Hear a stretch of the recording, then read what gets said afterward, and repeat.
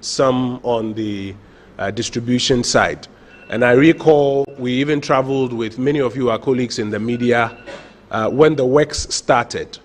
And you saw your brothers and my brothers hanging on high-tension pylons doing a lot of works as part of the retooling. You saw the works that were ongoing around the Pokwase and Accra West, Kaswa stations, for which purposes and a program that was rolled out. I recall the conversation that almost started at the time that Dumso had started, and we had to explain over and over again that Yedundume Sisi at that time. Minister, you recall, those were your words. Dum Sisi, not Dumso. There was a second part of that that was announced but was deferred. And it is time to get into a bit of that. It's part of what we'll talk about today. This morning, Minister, as I mentioned, we're speaking to four things. One is keeping the lights on, and marrying that with the various works that are ongoing, and therefore what you can expect during that process. Secondly, energy is a major input for economic activity. So he'll be speaking about keeping the nation moving. So apart from keeping the lights on, keeping the nation moving, and our energy supply requirements to keep the nation moving. There's also Ghanaian content and Ghanaian position in our energy sector. Honorable Minister will speak about that. And then globally, there's a big conversation about the energy transition. And the energy transition conversation is also being affected by very recent developments that are also causing some persons to even question the energy transition, whether or not indeed we need to go as green as has been advertised to us, or because of some of the considerations around the world, we still have to do a lot more work in the fossil fuel area. So that's a fourth matter that Minister will be speaking to this morning. So four things: keeping the lights on, keeping the nation moving, Ghanaian content and Ghanaian participation in the energy sector, and the energy transition, the Ghana narrative. What does Ghana do while this energy transition conversation is ongoing in the midst of the various schools of thought and the various developments? I want to ask you to join me with a round of applause to invite up the podium the Minister of Energy, Member of Parliament, the Honorable Dr. Matthew Opoku-Prempeh.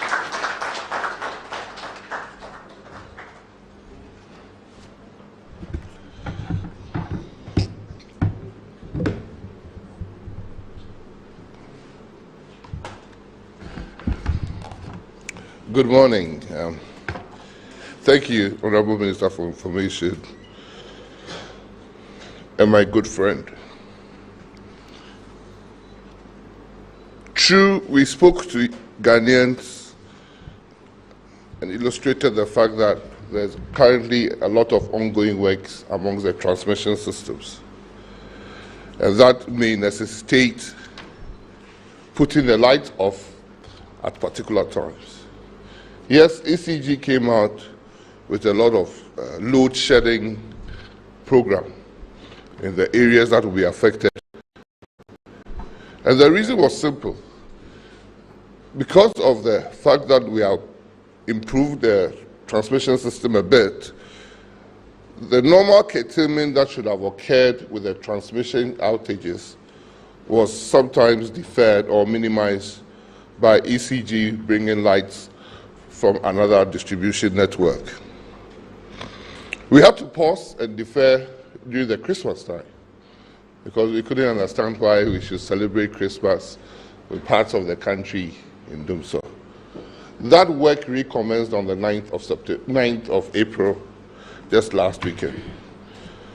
But before even that work commenced, the general discussion started was whether we have enough generation capacity to meet our growing economy, and whether we even have enough fuel to keep the nation moving. We in the Energy Ministry know that Ghanaians will judge us and probably the government on our ability to put the lights on. And in the midst of this Russia-Ukraine war and the global supply link problems, whether we'll be able to have fuel to move our cars and move the economy. Today's presentation, we will try to explain what the ministry is up and about with all its 16 agencies. And during question time, some of the heads of the agencies may answer the questions as today's objective is to demonstrate how we are trying to keep the lights on, keep the nation moving, demonstrate Ghanaian content and Ghanaian participation, and energy transition as we face that challenge.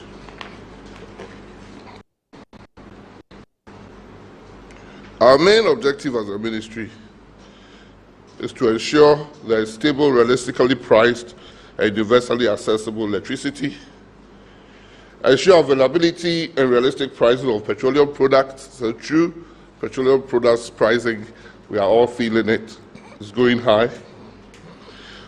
We hope to increase our crude oil reserves in this country to improve revenue for the economy, ensure that Ghana's energy transition happens according to our development agenda, and ensure that with our newfound oil and in the energy sector, Ghanaian content and Ghanaian participation is paramount. When we talk about keeping the lights on, what existed or what still exists, even though we have been trying to negotiate, are varying power purchase agreements that has led to excess capacity payments. Even though there are government guarantees, all these contracts are still take or pay. Whether you need the lights or not, once the generator generates it, you have to pay for it. That is not made better by the punitive tariff methodology that we have, that PURC tariffs escalate when you use more energy. You might assume that in the market, the PURC tariff will be transparently open and such that we would encourage Ghanaians to use energy more. But that tariff is still stuck in the late 90s when it was introduced. That allows you to, forces you to conserve energy. So the more energy you use, the higher you pay. What we are doing in the policy directive, what we have said going forward, that no longer are we going to do take or pay. Every power generation that is going to come will be take and pay. So we'll pay for the power that we take. We will also ensure that we increase our generation capacity as and when necessary. Some talk about 8,000 megawatts of power PPAs that have been signed that have not reached commercial realization. Also ensure that in our power mix, we increase the amount of renewable energy or clean energy for that matter. So no longer are we going to do take or pay, we're going to stick with take and pay. Like any other business, we wouldn't sacrifice government guarantees and still do take or pays. We will decide that we are going to buy the energy at a standard price like every commodity. The tariff will be dominated in Ghana, cedis and pesos, not in dollars, because since the year 2007, the Foreign Exchange Transaction Act under the Bank of Ghana precludes or ensures that all goods and services in Ghana should be paid in the local currency. The first table or graph that we will see demonstrates that since 2016, when our total generation was 3,795 megawatts, we have been incrementally adding generation to the year 2021. At no time has our peak demand exceeded our generation capacity. So when people start shouting that we don't have enough to put the lights on, I said that is not the issue. Even that was not the issue 4 years before Nana Akufo-Addo came into office, because we have had enough generation system in the thing. It's been either financial challenges that has not allowed us to pay for the fuel or something else. So the graph shows that. I hope we can all see it. And every year since 2017, you will see that we have been incrementally adding as and when it's necessary.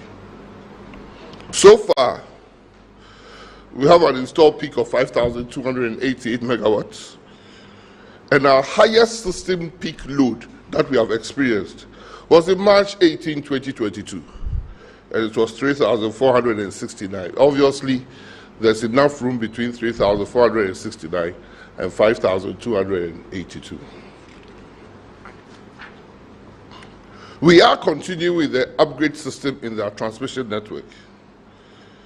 The Kumasi-Kintampo section of the transmission, with a line going up to Bonga, Bupe, and Burkina Faso, we've completed that transmission network. But that is not all.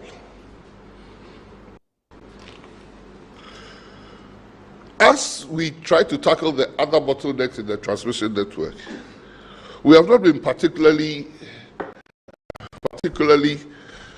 happy about incidences happening around the same time in 2s and 3s. A couple of days ago, we had our Abuaze switchyard burnt. It was burned down, and it has led to a lot of intermittent power curtailments in parts of Western region, Central region, and even Accra. It has affected even parts of Accra. Because what GRIDCO is striving to do is to put the whole network in a circuit such that you can wheel energy wherever you are needed efficiently, with automatic meters and stuff in there to ensure that even when they stay in the office, the power can be put on. But that has also meant that they're increasingly having trip-offs if the load imbalance it's unfavorable to the system. The system decides to shut itself down to prevent machine and equipment losses, rather than put the lights on to cause those equipment too. And for some of the lines that we are changing, they are so outdated that they are congested, and it's causing increasingly trips in parts of the country. So it's true that parts of the country are experiencing intermittent power charges exactly because of a combination of factors, the work that we are doing, and the power itself also giving up. So just around the time the switchyard caught fire, what keeps the voltages stable in the new Kaswa substation that we went to see at the machine called SVC that keeps the power stable? The charges on those machines, the ends started also burning. So we started dropping voltages from Kaswa to parts of Accra. We are working hard to maintain those voltages. So even though we are happy that Kaswa system, we have also commissioned it and it is working, parts of the Kaswa system are also going off because of the congestion and everything else that is happening. So yes, very soon we'll have to put the Kaswa back on and commission it formally. So as we are even progressing with the network upgrade, the transmission line strengthening, also working. So it's true, and it is very true, but I'll bear with Ghanaians. I hope that Ghanaians bear with us so that we are not going to sleep.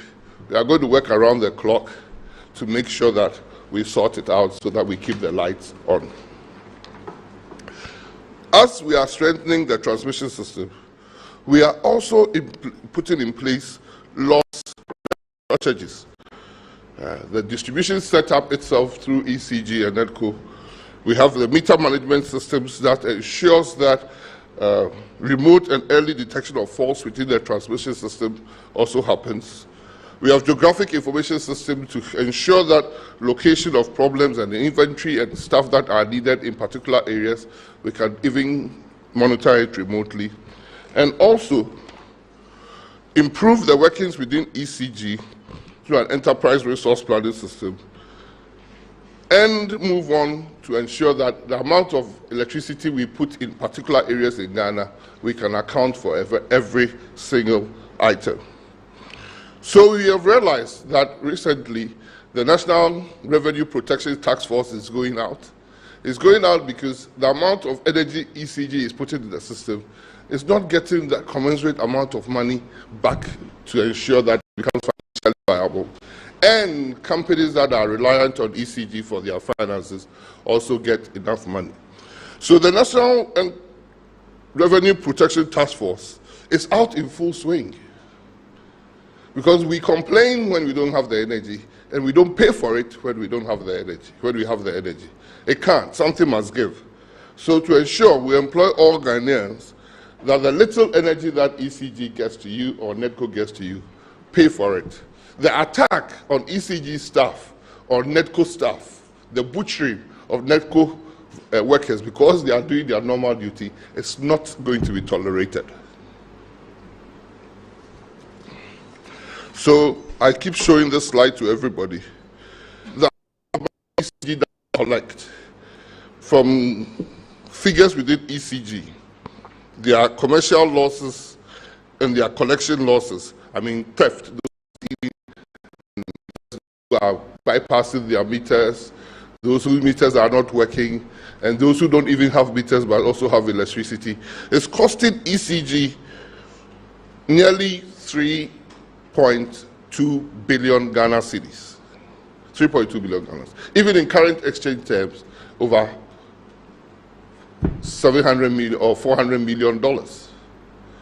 So if ECG loses $400 million averagely, and that is even more when you look at the 2021 table, it's even more than that. If it loses that amount of money, which other company can be viable if you continue to lose the amount of money that the ECG loses? And that ECG loss is our inability to pay, or willingness to pay, or power theft. So the National Revenue Protection Task Force will have information very soon, but will definitely visit the They have visited my Ministry of Energy. Every Ghanaian must be responsible and pay for the energy he or she consumes, or else you'll be visited by the Revenue Protection Task Force. Whether we have to, or we must increase the tariff. But first, if you are losing so much, how do you convince me that I should let you increase tariff? First, if PURC doesn't reform its tariff methodology and structure such that when you have excess capacity, you are not penalized for using energy, you are rather encouraged to use more energy. Then, after those two measures, we can see our way forward in our tariff structures. Because, again, in sub-Saharan Africa, Ghana is probably the second or third country on the list with the highest electricity access rate. It means that it is costing a lot to take electricity to all the parts of Ghana we have to. And at least the distribution companies must be supported with our payment and prompt payment of our electricity bills. The current national electricity coverage is 87.03%. We hope to reach by the end of His Excellency Nana Addo Dankwa Akufo-Addo's reign to have gone to 90% plus. That will make that Ghana has reached our SDG 7 goal of at least 90%. And I know that my agencies like WePower, VRA are working hard to improve the generation and also working hard to make sure that electricity is to ensure that we reach the national coverage. In our commitment in the power side, we want to improve grid stability.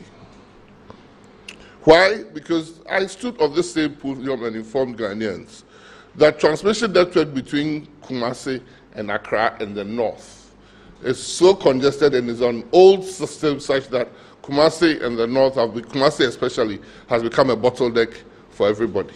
I am not an engineer. So when the engineers tell me they don't sleep because they are finding it difficult to ensure and give us stability in the transmission network, we have to put our heads together and do what is necessary.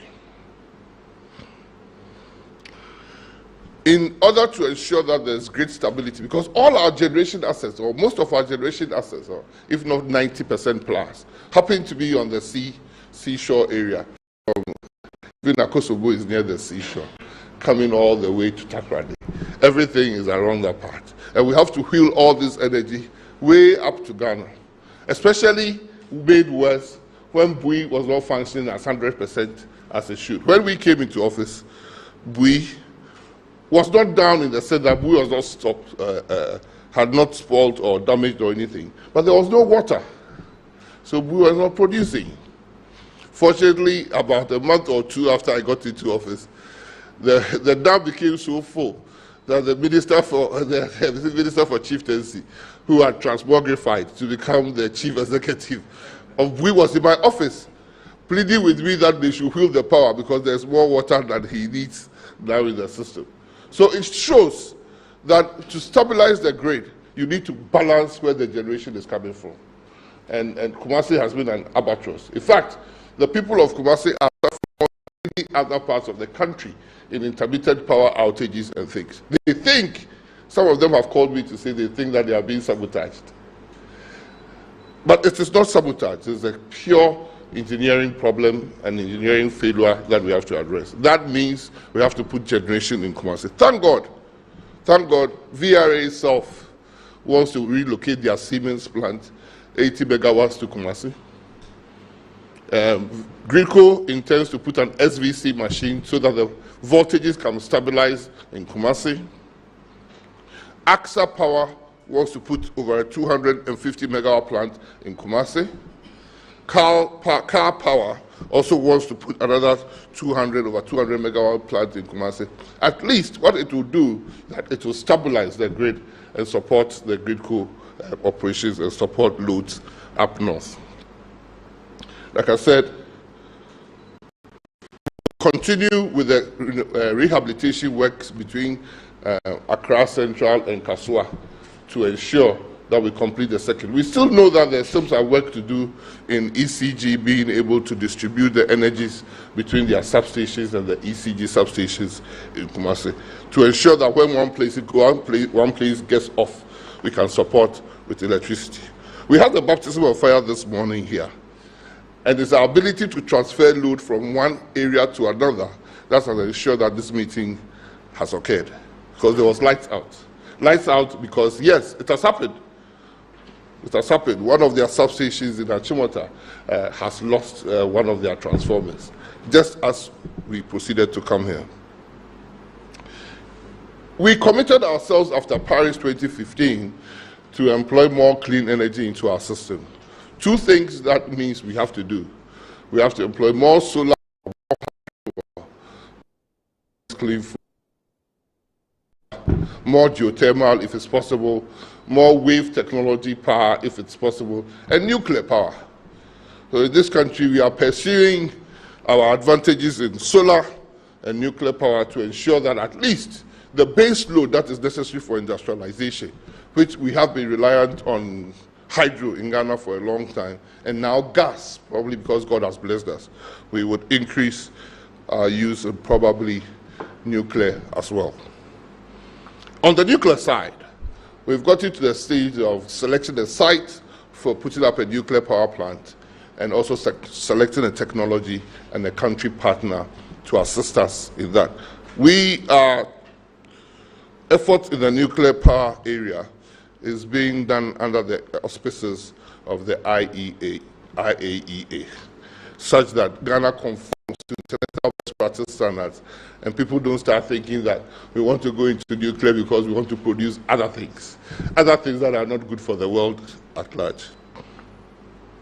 Like we said earlier, in the solar area, Main Energy, VRA, Bui are all increasing their generation in this area. And also, for islands on the Volta Lake and the far-to-reach places, we have adopted a technology of mini-grid, self-catering mini-grids in these islands because it's not economical or virtually we don't have the money to put the national transmission network through the river or under the seabed, under the riverbed to send electricity there.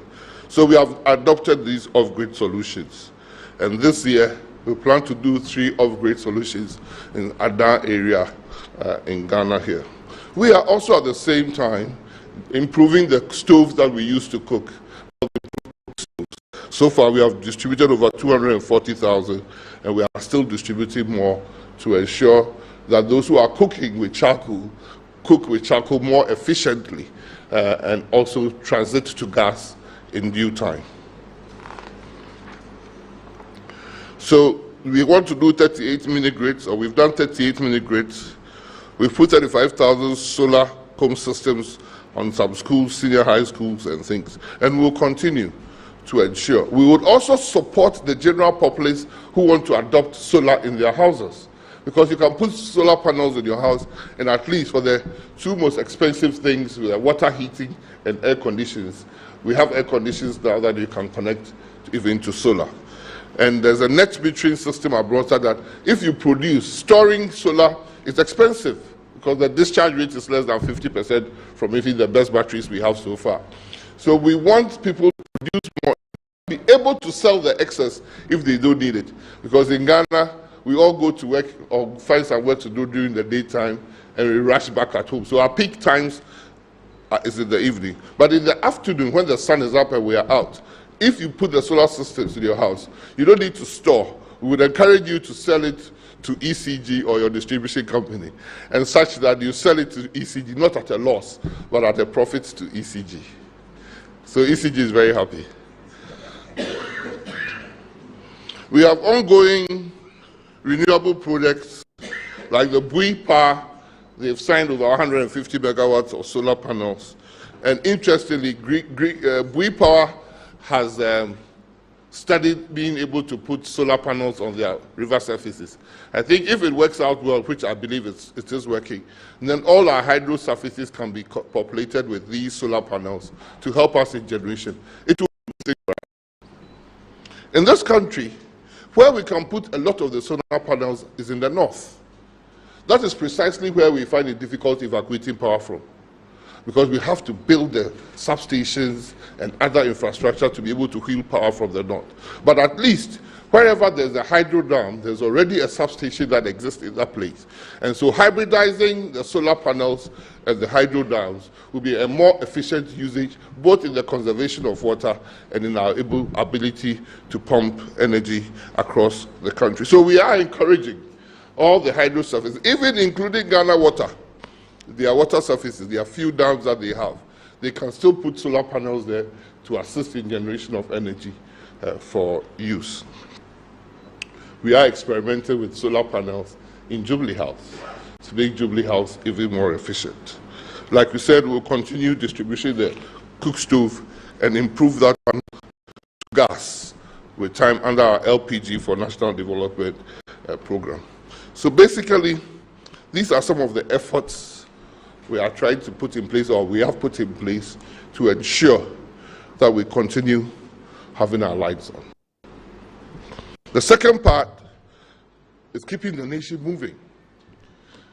Not long ago, the galloping effect of petroleum prices was the talk of the town. Everybody was worried because, well, we don't produce, even if we produce crude in this country, we import more petroleum products. The ratio of 5:1 than the crude we produce in this country. So when you hear people saying, oh, you are making profits from your export of crude, use it to balance your import of petroleum product. It is not a one-to-one relation. We don't generate enough to meet our importation bill in that ratio. So yes, government is doing things in that side to cushion, even though we might not feel it, but to cushion the effect of a galloping petroleum product price to everybody. What is interesting are the countries that are exporting huge. Africa, #1 exporter of petroleum or crude, It's Nigeria. For months, they have been having shortages at their pumps, petrol stations. So, how come? United States is the #1 exporter of petroleum products now in the world, but petroleum products at their pump prices has doubled. So it is not simple to say that even if you have crude, your petroleum products, because the whole global logistics supply and speculators who are involved in distributing the products, those are keeping the prices high. So, in fact, MPA, I don't see anybody from MPA here. Okay. The Ministry of Energy, together with MPA and all the bulk distributors through their chamber seaboard, we went to Bangladesh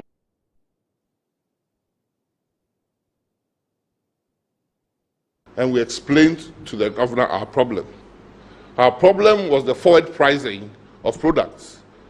Because if he's going to bring products 6 weeks' time, he has to speculate on what the Ghana cedi to dollar will be in 6 weeks' time, so that when he brings products, he can sell at a price that when he takes the cedi, he can get that dollar at least and not lose at the bank.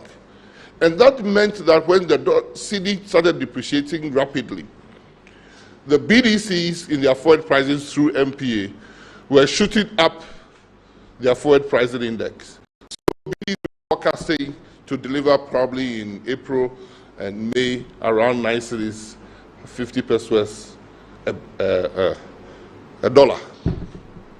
So we went to the governor and said, Governor, if you don't step in, we are dead, because all the work that you are doing on your side will come to no effect, because these BDCs demand or are needing nearly $200 to $300 million a month for our crude, for our petroleum supply.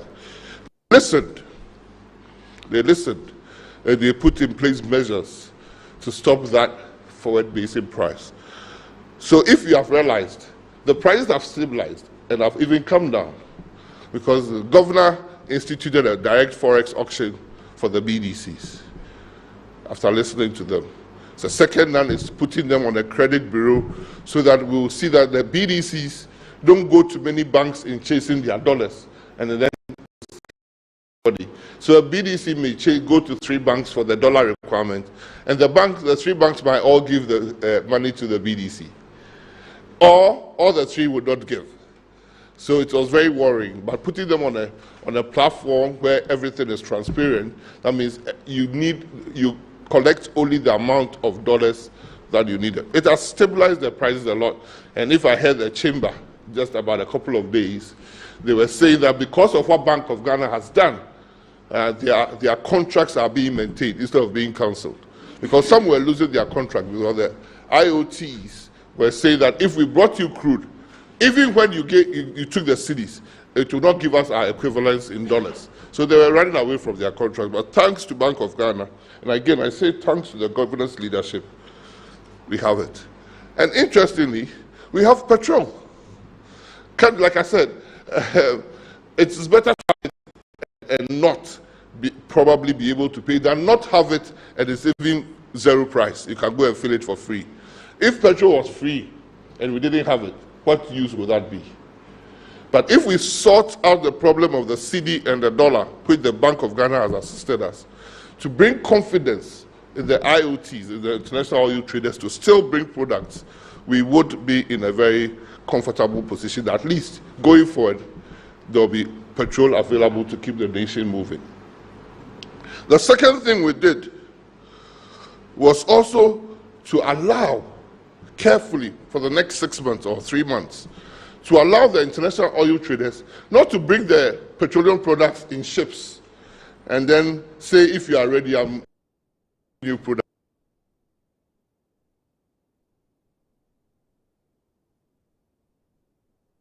So that if, say, the 3 million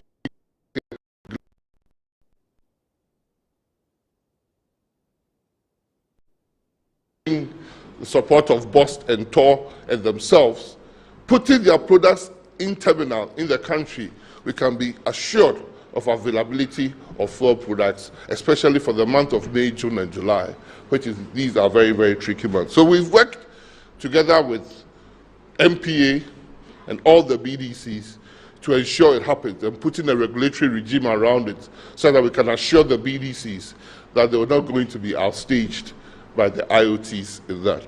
But those three things that so far has been done would ensure that there will be availability and the nation will keep moving as far as petroleum products are concerned. The fourth thing we did was to look at the margins, because as the Minister of Energy, I've had complaints from all the big players of petroleum products into the country, complaining that unrealistically for a weaker petroleum price. What does that mean? Two fuel stations next to each other. One is selling fuel a litre at 4 cedis, and one is selling a litre at 6 cedis. You begin to wonder where from that fuel that is being sold at 4 cedis. It might be good for the consumer, but we are not sure about the quality, and we are not sure about the source. So they have already written letters to us that the deregulation needs to be carefully managed, or else it will put even the bigger players out of the market. And we are in an economic area where fuel from other sources were also very rampantly available. National security has always been seizing truckloads, shiploads of adulterated fuel being offloaded onto the shores of the country. So we looked at the margins and we said, okay, we will peg a margin within a range such that the unregulated part becomes also regulated within a margin space. So that if we come and your fuel prices is way out of whack, we can trace back and find out how come you are selling it. And thankfully, the Association of Oil Marketing Companies agreed with us, and we set a margin or a range for the margin for dealers in our fuel areas. Government also decided to take a whack in some of the margins that support us. When it's become critical like now, we are all running to bust. If there's a company that is supporting fuel availability in the system now, it's bust. But in times of plenty, everybody turns against bust. Why are you collecting bust levy? Why are you collecting bust margin? Bust is our security as a country. It needs to provide more storage such that we get 6 weeks of strategic stocks. 6 weeks of strategic stock is that government doesn't have the money to go and buy fuel and store that we would use for 6 weeks. But if bust has depots that can put in 6 weeks of strategic stock from private people, then in times of crisis, government can have the first take on those fuel, even though we have to pay. Because you might have the money and there's no fuel.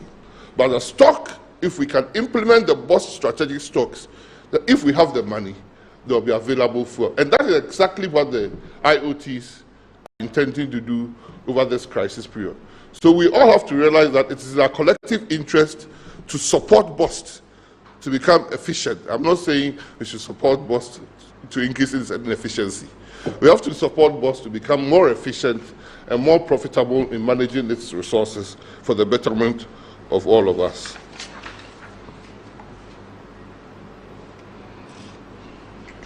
Also, two things. Another thing is to ensure that as a country, we put our refinery back to work. It's very, very interesting that in the early 2000s, 2008, 2009, 2010, 2012, bust was working. It was making some losses, but it was working. It was refining. Once we hit commercial production of crude, bust has no longer found this space to work. Tor. Sorry, Tor. But if Tor was in production, the pressure on the dollar from at least the petroleum side wouldn't be as acute as it has been. If Boss was refining and producing, say, 40% of our national needs from crude, because we don't always have a direct link between crude prices and petroleum product prices. It's not a straight line, because other things come in. And refined products are far more expensive than unrefined products. So and you get more out of unrefined products than refined products. So if Boss was, if Tor, why did you come and sit here with your beard? If Tor is refining, one, it will guarantee jobs for the many Ghanaians working there. Two, we'll be getting more petroleum products out of the crude that we bring to Tor, and it will be better for us. Even the last bit is that we'll be getting bitumen for our roads as well. Now you go and buy refined products, you have to import also bitumen to come and do our roads. So collectively, every effort must be made to ensure that Tor comes back to work.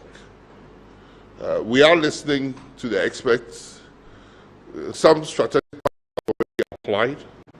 A committee is being set up between Public Enterprises, SIGA, Energy Ministry and Finance Ministry to look at these proposals to ensure that we select a partner that would invest in Tor to make it an efficient operating refinery for the betterment of us. So that work is also ongoing. The last but not the least is that we have established the Petroleum Hub in Western Region.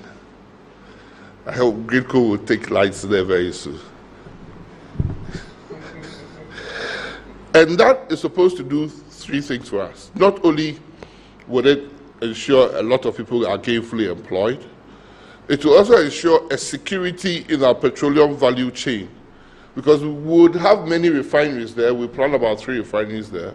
We're planning a fertilizer factory there for food security as well, because fertilizer needs the feedstock for gas. We are planning other lubricants operating in industries there.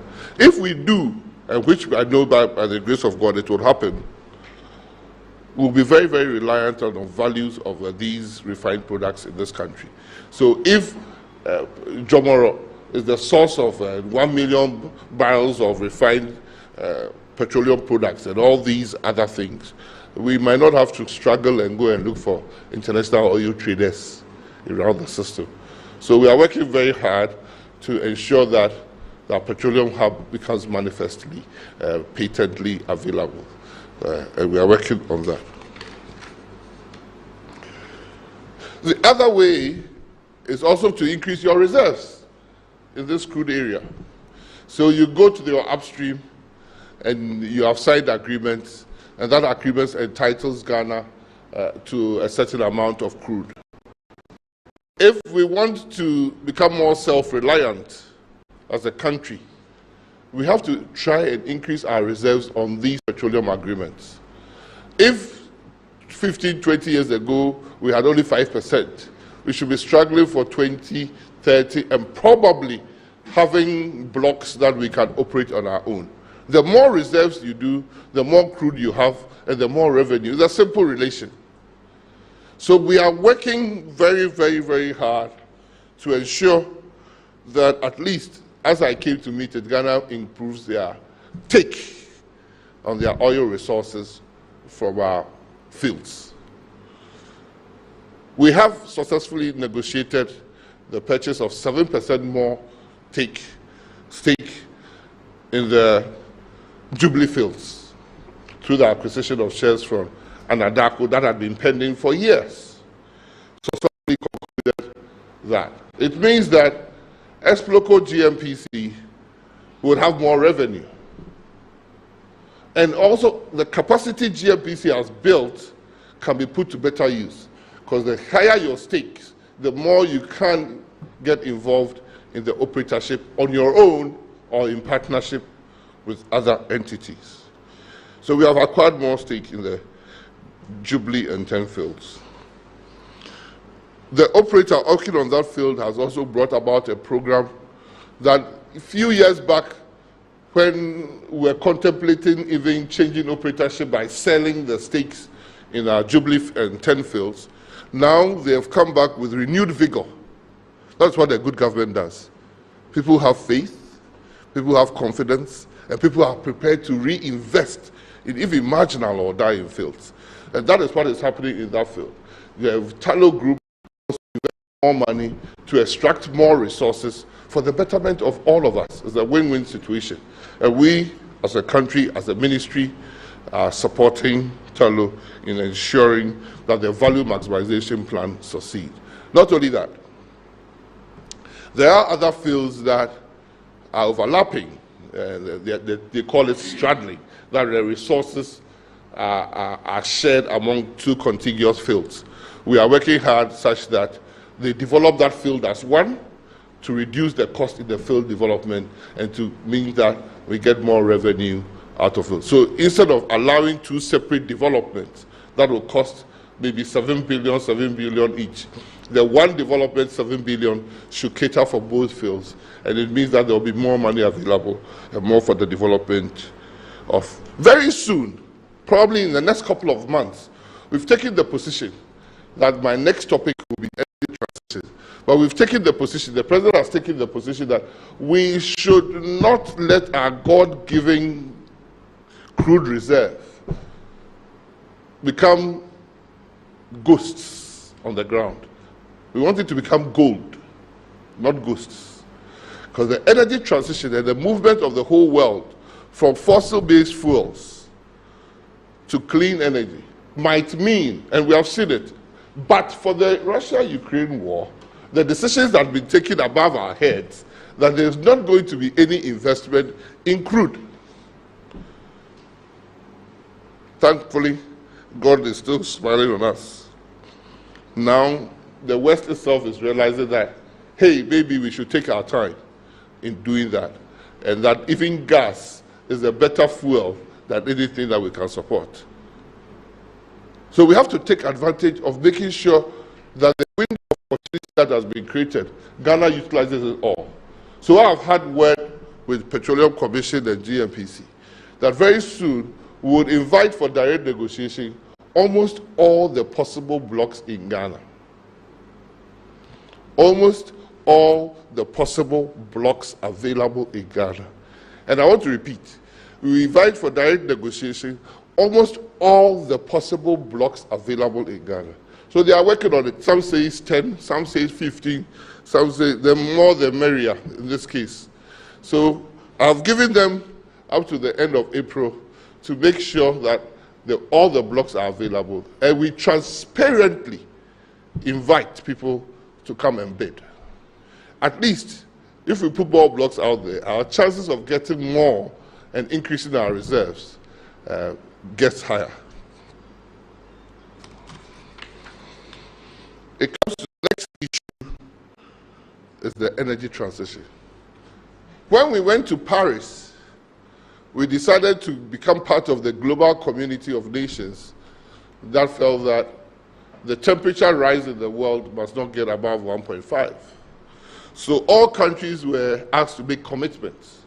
And one of our commitments we did in Paris was outside the legacy energy fuels that we had. We are going to increase our renewable mix in the energy mix, or renewables in our energy mix, to at least 10% at the year 2030. So if 2030, we have 5,000 megawatts or 6,000 megawatts, it means that we discount Akosombo and Bui because it was already there. That's how we suffer in these negotiations. We discount them and say from now, from what we had, up to 2030, what we add, we have to have at least 10% of that in renewable. Like I said, renewable in Ghana means 80% probably solar, and about a few areas that we can do wind, and our efforts in nuclear. So that's what the energy transition is with. We have decided that this is a huge change, because Africa and Ghana, for that matter, contribute very, very, almost 0% to the global carbon dioxide emissions. So to be told that when you are as slim as me, and to be told to watch your diet, if you're not careful, the diet and the watch might be watchful waiting. Your relatives will be near your bed singing because you went to sleep and you woke up no more, because the balance has been taken off somewhere else. So this has decided that we in plan how we are going to. India came to COP 26 and said, we've heard all what you said, but we cannot join our commitments to 2070. China said, yes, we've heard you, but we'll still build our coal plants to about 2000 or 20,000. So every country's responsibility is to ensure, yes, we are heading towards thermal energy, but I thought he who has more gives more. So Africa is fighting for the position that we have not contributed much. So if you say we should cut, then give us the technology and give us the finances to ensure that we can join you. So we in the ministry have taken the bull by the horns, led by the MP for Karaga, Mohammed Amin Anta, Dr. Mohammed Amin Anta. I mean the proper doctor. I accompanied my friend to go and get a doctorate. It was in a Dubai restaurant.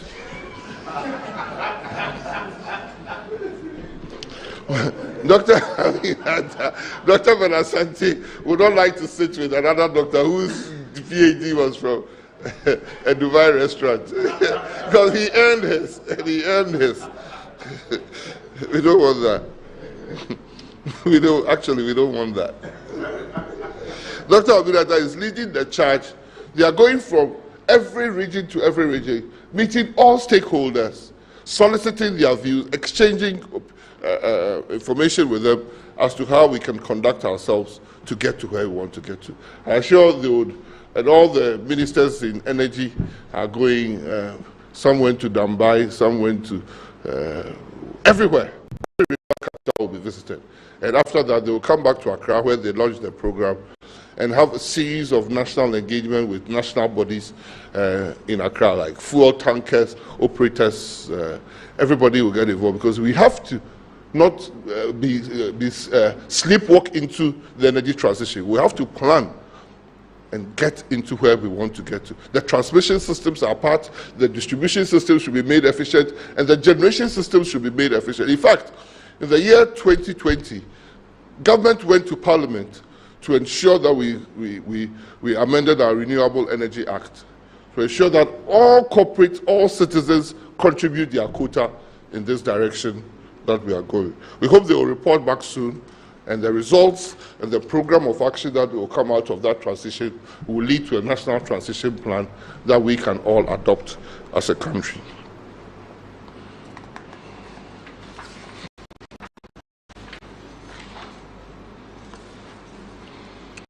The fourth and the last, because of time, is the Ghanaian content and Ghanaian participation.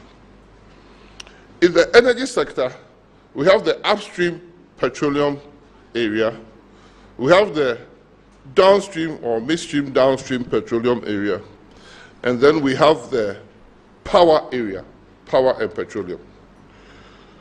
We've already passed local content laws and legislation in the area of the upstream. We have even gone forward and said that if you come and get a petroleum block, a Ghanaian entity or indigenous Ghanaian company should have 5% of that stake.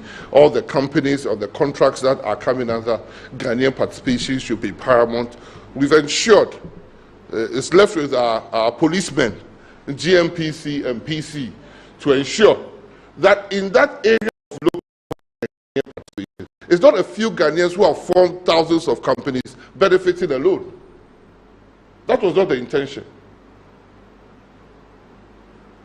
And it is the responsibility of GMPC as management members of these petroleum agreements and PC as the regulator to ensure that it's not Matthew Poko Prempe who has formed company A to Z, getting contracts A, B, C, D. No. The wealth is for all Ghanaians, and the intention of the Ghanaian content is to ensure that many Ghanaians participate. So I thank Petroleum Commission for embarking on capacity building and training in all the various areas that happen under the upstream. Because if you don't have a Ghanaian as an undersea welder or underwater welder, separately, if there are thousands of jobs there, you don't qualify. So to be able to Ghanaian content, you have to train Ghanaians to be able to do that. And I hope that PC continues to work there. Also, in the power side, the Energy Commission has worked hard and is still working very hard in its labeling and standards to pass the LI on local content and local participation, LI 2354. It's been passed, yes. So thank you. So that work that goes on, somebody looks out for Ghanaian interest and Ghanaian participation.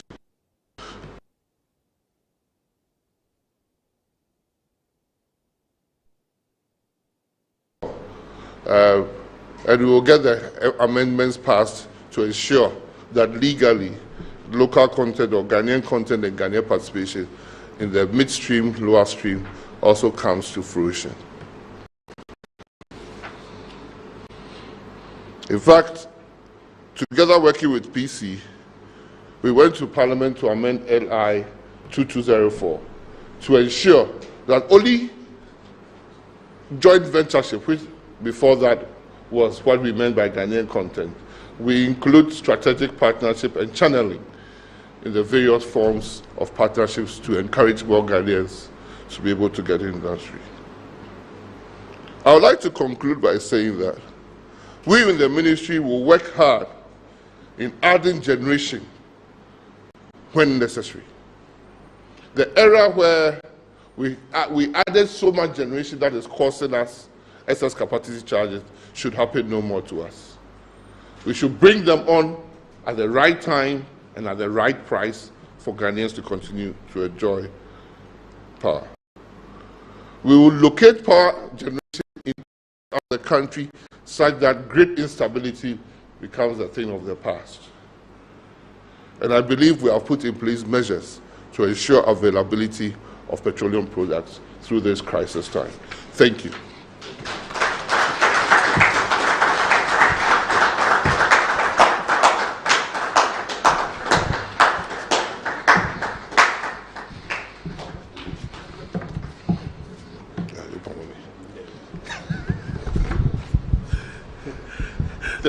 Let's do it one more time for the Honorable Matthew Poku-Prempeh.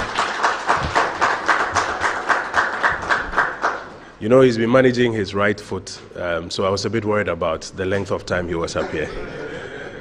Minister, I think it's a good time to take questions for you. It's a very elaborate presentation you've done that's dealt with about 4 major matters, and it's a good time to take questions from my colleagues who are here. So we have some usual suspects. From theology to zoology, they have questions ready. And then we have some occasional foreign players who join us when the World Cup is in season. So, David, are you ready? Yes, we'll start from, let's start from the usual suspects from the side. Introduce yourself and please, let's hear your question. Thank you. Atamensa from Ghana News Agency. I have about 3 questions, so bear with me. My first question is, as the minister rightly said, there was a National Energy Revenue Task Force that has been going around to check this power theft. I want to find out how much has it collected so far. Then I want to find out, in terms of those who have been arrested for power theft, have there been any persecution? And how much has come out of that prosecution? Then there was also a perception out there. There was a cartel at the UCG that helped people to steal power because they also have their cut. And so I want to find out whether you are aware of any cartel that is operating in the energy sector, particularly UCG, helping people to engage in energy theft. Then I want to find out this second phase of strengthening the transmission system. This is now your 4th question. Okay. I want to find out because there has been intermittent power outages. I want to find whether there was any planned load shedding. Because where I stay, every evening, 8 o'clock to 12 a.m., there was power outage for almost 2 weeks. And so if there was this ongoing work, is there any plan to come out with the load shedding so that we can plan our lives? Then possibly my last question. That's question number 5. Then how much investment has government made since 2017 in power supply infrastructure so that it can meet the demand capacity of the nation? Thank you. Thank you very much. Mr. You see, I told you we have some usual suspects. So that's Arthur Mensah. 5 questions, though he advertised 3. Yeah, I'll ask just one question. That will make it 6. My name is John Awuni Kesben. Not long ago, after Mr. took over,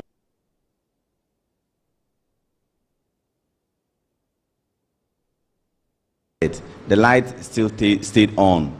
But in recent times, anytime it rains, you see power outages here and there. So what must have accounted for that? That when he took over, things were going well, Ghanaians were praising him as the messiah of the energy ministry. Thank you. Thank you very much. There was a hand at the back here. Was that you? So I'll start with you and then I'll take the other 2 gentlemen. Thank you. I also work with Ghana News Agency. What's your name, sir? My name is Albert Opowansa. Say again? Albert Opowansa. Albert, go ahead. 2 weeks ago, there was a report that was launched about climate risk of Ghana. It mentioned... the report was... So the title of the report is Ghana's Resilient Infrastructure Roadmap. And the Deputy Minister of Energy was there. And the report was launched by, which organization? It's from which organization? It's a cross-sectional report that was developed in Ministry of Energy, Ministry of Environment, Roads Ministry, Water and Sanitation. They were all part of it, of the report. So the report was launched by government? Yes, in conjunction with the Climate Coalition Adaptation. So it mentioned that infrastructure like the Bui Dam, Akosombo Power, they are all under threat in terms of drought and flooding. It also identified that we don't have a policy that says that if you are undertaking such a project, you should consider climate risk. I want to ask the minister, what are we doing about it? Since these infrastructures are under threat. My second question, okay, so I'll come back. Thank you. You can ask a second, we don't mind. Do you have a second? Yeah, shoot, don't worry. Okay, so and then I'll take the last 2 and go to Minister. The minister mentioned the nuclear power plant. I want to find out when the vendor selection is going to end and then what's next. Because I heard the vendor selection issue, I think, early this year. So when is going to end and what's going to be the next? Okay. And also the e-mobility policy. Since we are talking about energy transition, what are we doing with the e-mobility policy? Because I know Energy Commission has started doing... When you say e-mobility, you mean electronic mobility or energy mobility? Electronic mobility, correct. Okay. Yes, thank you. Yeah, because yeah. I don't know whether it's a subset of e-levy or something. That's what I'm asking. Yes, sir. Yeah, my name is Fred, CTFM CCTV.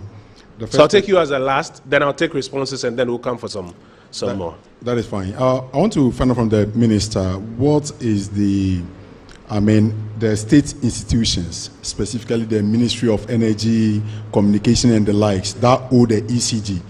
How are they hoping to redeem this indebtedness in the coming days for them to get their money to stay afloat? Because I know about 20 of these institutions owe of 120 million Ghana cedis.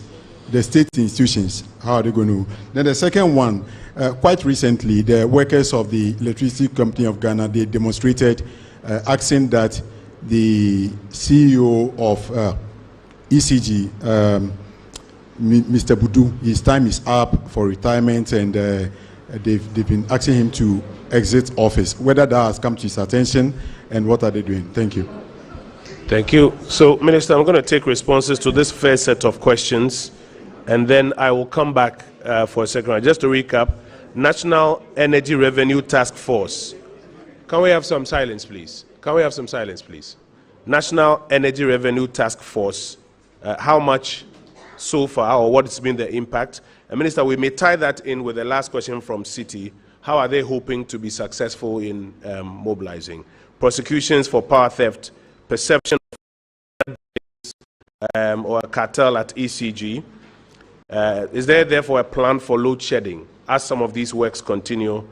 How much have we invested since 2017 in energy infrastructure? But that's a huge one, because that's from production all the way to distribution. So, Minister, then there's a question about power trips during rainfalls now. Has something changed? Climate resilience threat.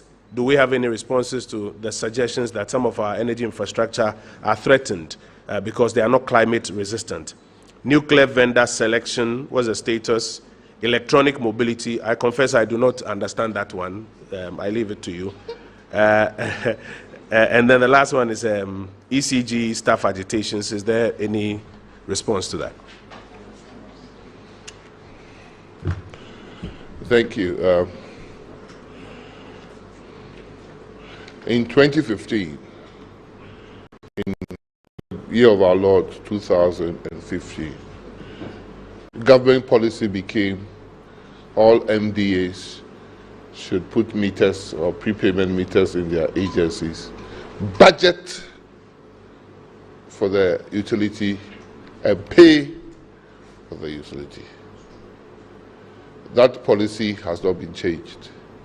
That policy exists. That policy has not been wholly successful because government or ECG have not found the wherewithal to put prepayment meters everywhere.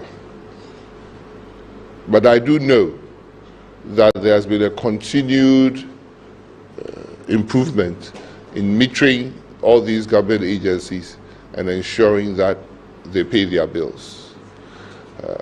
My charge, one of my charges to ECG on that has been to chronically pay their bills. If you are going to cut them, don't put the prepayment meter there, give them the light and let them pay. Because for some, it's just that they don't want to pay. For others, they have serious challenges with funds to pay. But the whole purpose of that is also to demonstrate to Ghanaians that you can't have electricity for free. Now, if we've listened to all the complaints, we don't want to do so. We don't want prep, and we want our lives to be on. So it's our collective responsibility to pay for what you consume. I'm sure if petroleum products were sold just as we sell electricity, there will be as much debt as there are in but we don't, so there's less. So I'll start. I think so far the Revenue Task Force has collected slightly more than 30 million Ghana cedis. The loss is what we use to prosecute. And I ask myself, what is ECG interested in? ECG is interested in this money. So if they come and cut you and you come and make an arrangement and they receive their money or they're going to receive their money, what is the point of going to court? Court is the last resort. Courts are the last resort. But I can assure you the judiciary system has already put in place special courts for electricity offenders, where judges have been appointed, where when you go, some of these recalcitrant institutions, that the power will be given to ECG to garnish your account. So you can say you won't pay, but when they take the money directly, I'm not sure you can say you won't pay. ECG itself, when it fails to pay another government institution called GRA of the necessary pensions, whatever, taxes, GRA takes the position of going to garnish ECG account. Because the GRA cannot go and do doom so in ECG, or cannot go and pull the meter. So they have taken the position that every week, if you don't pay me a certain amount of money out of your debt that you owe me as GRA, they are all Ghanaian institutions. That's why I'm using that example, so that nobody says I picked on somebody. They garnish ECG accounts. And as a minister, I support the garnish. So I've asked ECG, for those who are saying, won't pay, you go to court, you get the power to garnish, and you garnish. When I was the Minister of Education, somebody sent garnish from WA to come and take 10 million from Ghana Education Service for land that was bought in the 50s. It's an easier way. So we are going to employ everything available. But my first option is not court. My first option is not prosecution. My first option is to deny you the service of electricity so that you come and sit down and arrange payment.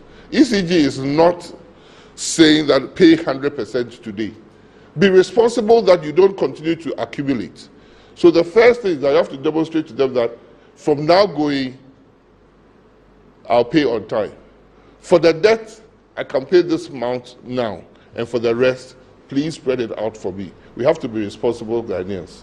That is all it is saying. As to ECG cartel, we all believe that there's a perception that electricity is a difficult one. So only the knowledgeable people can go and tweak. Me, I can't. But those who can are only not working in ECG. All the energy institutions, some people can do it. So I'm not really bothered about who is what where. I'm bothered about what I bill you, I must take.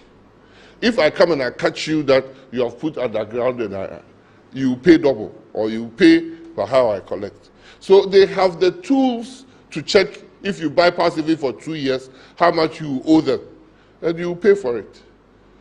Electricity is not for free. We have to pay Ghana Gas, the gas they supply. We have to pay the IPPs, the power they generate. We have to pay Gridco. We are all complaining. We saw it. Abuazi switch here. We have to find the money to put it back. Who should money do we take to go and put it back for who should get the electricity for free? So we all have to pay. As simple as that. So I'm not sure of the cartel and the effect. The Revenue Protection Task Force is a National Revenue Protection Task Force. And this work will continue till we collect as much as we can collect. When you make the effort, we can arrange for the payment to be settled in terms that is comfortable with ECG. So if you are a cartel member, you'll be dealt with by law. You said intermittent power. Yes, it's true. It is also true because we're coming from a particularly difficult period. So power stayed when rain fell in your areas or in our areas. People hailed the minister. So when power doesn't come, people will blast the minister. I'm prepared for both, but we all have to live in the reality. Insofar as we haven't completed the work schedule, and if so far as occurrences would happen, I don't want to believe that these are orchestrated or people are behind what is happening. But if you have one of your switch yards going off, if you have what you have put in place that you don't want your voltages to collapse, burning or overcharging, if you want your lines tripping, if even this morning whilst we were here, the only transformer that was going to bring power to this side collapses, there's not much you can do. But if the Gridco is solvent, it means financially viable, then it can quickly replace that transformer. But if a transformer gets burned and it's a machine, it can get burned, and we're going to feel the effect. But if we don't pay for what we consume, we cannot also begin to maintain as we have to maintain. So I hope that, like my charge is saying, still keeping the lights on happens. But I know that in the last few weeks, some areas in this country have been having increasing intermittent power cuts, and the responsibility has been placed on Gridco and ECG to identify those faults and let us all together work of correcting it as quickly as possible. Somebody said,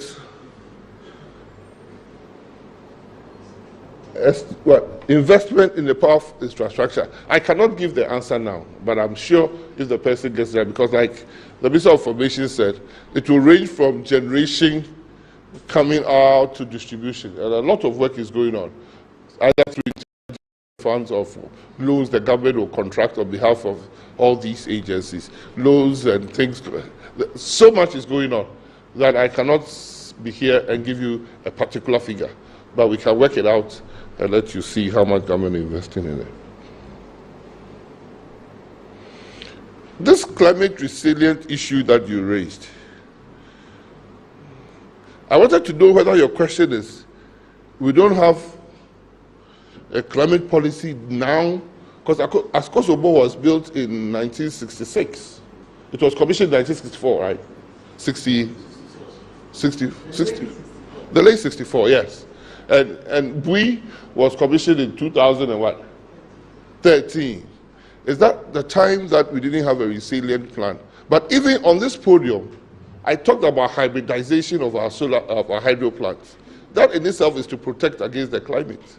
What are the solutions? In fact, rehabilitating the turbines is also another one to make it even more efficient. That has been ongoing. So I haven't read the report, and I don't know which direction they are coming from.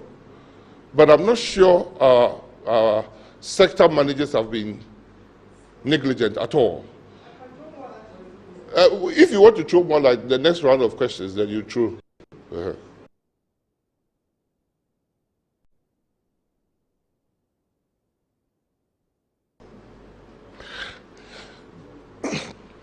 Nuclear power Ghana, this is where we are. Yes, we have 4 sites. They are doing their collection of their data and the info to decide on which best site we have.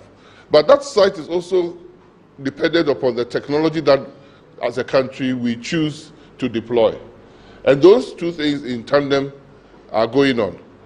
So very soon, they'll make available options for cabinet to decide on where the site should be and which technology that should accompany. But once we get on, we should be informed. A lot of countries have also, when they send the request for proposals out, a lot of countries have responded, and it's all being studied. It's not a simple journey that we are going to undertake. It's a huge, and that journey is also being affected by international power politics. So we have to carefully tread so that we come out successfully. The e-mobility policy, as is being advanced and worked on by Energy Commission, today is Wednesday. On Monday, I received a letter from the Ministry of Finance asking for a committee to be set up between Energy Commission, Ministry of Energy, Ministry of Transport, and a host of other ministries that are involved to ensure, because the Ministry of Energy was requesting for a curtailment in duties and tariffs when you are bringing e-mobility cars. E-mobility means electric vehicles, virtually. In this country, that is what we mean. In other areas, there are hybridized fuel cars and things that can be put in the system as well. But that work is continuing. If somebody is going to bring a car in that is electric, that is going to cost more in duties than bringing the other cars with normal fuel, then it's a disincentive. So in most countries, when the country starts going e-mobility or implementing those policies, they, for a time, waive duties and things on those products so that they become competitive for the people to bring. When I interacted with the policy of e-mobility with one of the fleet vehicle owners servicing some companies in Tama, I was astonished that the company had decided on, based upon economics. He said, I operate Nissan vehicles, Nissan Evan buses. And I realized that it cost me nearly 5,400 Ghana cedis on fuel in a month. When I bought my first e-vehicle, the same Nissan, but this time electronic, it cost him less than 700 cedis a month. So because of that, he has ordered 80, not because of our climate resilient plans, not because of our energy transition, not because of anything, but if he is going to pay only 700 cedis for fuel for the same car a month, he has done the economics. But the company was not going to get the rebate, all was coming to the owner. I'm going to take a second batch of questions. Second batch. and then we'll wrap up after the second batch. It's been a long morning already. Is there a second batch of questions? Yes, sir. My name is Michael Craig Afo, editor for EnergyNewsAfrica.com. Michael, please speak up. Energy News. Energy News, yes. Minister, not long ago in 2021, Ghana National Petroleum Corporation made an announcement or issued a statement indicating that they are going to acquire stakes in Aker Energy and AGM Petroleum. And there were a whole lot of controversies surrounding that deal. I want to find out from the Honorable Minister what is the current status of that agreement or that deal. Thank you. Very well.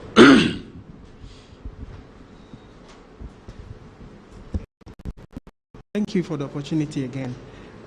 Please, I would want to read the portion that I'm referring to so that the Minister will know what I'm talking about. You have a copy of the report? Correct, it's online. Yeah, so I think maybe what we should do is, let's get a copy, let's furnish the Minister with a copy. He can study it and then he can give you responses to follow-up questions that you may have on it. Right. Okay?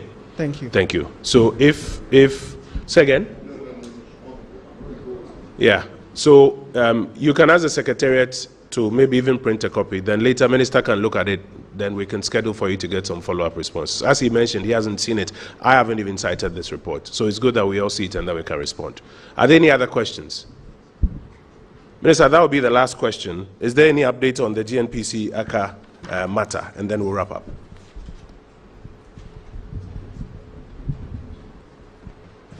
Thank you. Government went to Parliament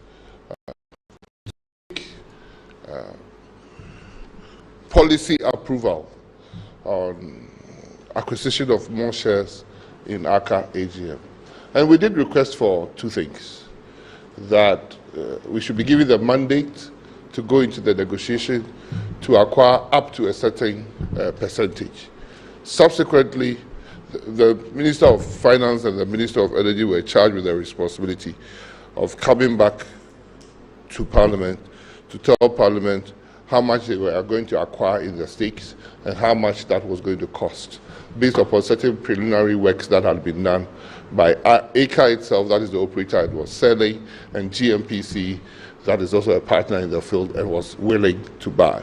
So it's a willing seller, willing buyer activity that has to go through a very, very transparent system to ensure that the seller doesn't overcharge. That has meant that a lot of entities, consultancies in the natural resource area are all employed to give them the view of that, including banks and investment banks that are into that area. So I know of Bank of America, ERC, all working on it. But what I can assure you is that their last meeting, they promised that all the reports will be available by the end of the month. And that scrutiny will be done by GMPC. So we can decide finally what stakes we want to acquire, both in the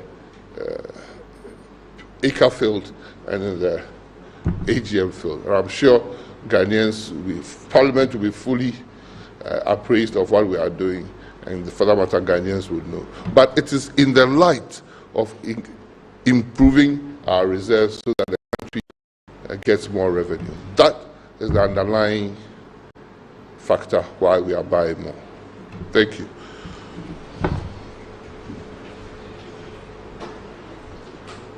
So, colleagues, this is where we'll draw down the curtain on this morning's brief, which is the second brief for this week. Honorable Minister, I want to thank you that you joined us this morning with a very high-powered delegation from your sector to provide a very detailed update on what's going on in the sector and to respond to questions. A couple of things we'll do. One, the presentation is available, so the team will make it available on the press pool platform.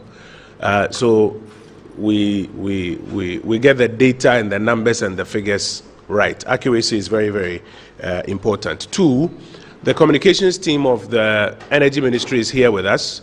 They will stay with us briefly when we are done. So if you have any clarification, it's better to just reach them and clarify, rather than then we report something and then there needs to be a rejoinder, etc., etc. They're available. So if we have any issues, let's just ask them, can we get a clarification on this? Can we get the data on this? Can we get that on that? We'll be happy to do that for us. I want to wrap up by acknowledging the Chief Executive of the Volta River Authority, Emmanuel Nchidakwa, who is here with us, and the Executive Director, Nuclear Power Ghana, Dr. Stephen Yamwa, who is also here with us. I want to make special mention, very special mention, I have to take off my hat, to Ambassador Cabral Blair Mihe. No, I may have to take off my hat. For those of you who know about journalism, they are the big shots. They are the pioneers. And today he's board chairman of GridCo. Ambassador, I see I took off my hat for you. Thank you very much. So, colleagues, I am very grateful to all of you. Minister, we're very grateful to you. Wish you all the best. Thank you.